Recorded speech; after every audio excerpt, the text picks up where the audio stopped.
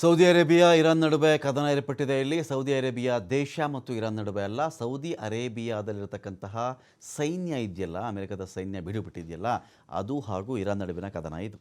ಸೌದಿಯ ಅಬಾ airport ಮೇಲೆ ದಾಳಿಯಾಗಿದೆ. ಖಂಡಾಂತರ ಖಂಡಾಂತರ ಕ್ಷಿಪಣಿಗಳಿಂದ Iran ದಾಳಿ ಮಾಡಿದೆ. ಇಲ್ಲಿ ಒಂದು ಭಾಗದಿಂದ ಇನ್ನೊಂದು ಭಾಗಕ್ಕೆ ಹಾರುವಂಥ ಕ್ಷಿಪಣಿಗಳನ್ನು ಬಳಸಿ ಸೌದಿ ಮೇಲೆ ಇರಾನ್ ಅಟ್ಯಾಕ್ ಮಾಡಿದೆ. ಇಲ್ಲಿ ಇರಾನ್ ದಾಳಿಯಾಗಿದೆ. ಯೆಮೆನ್ನ ಹೌತಿ ಪಡೆಯಿಂದ ಕೂಡ ಕ್ಷಿಪಣಿ ದಾಳಿ ಇಲ್ಲಾಗಿರೋದು.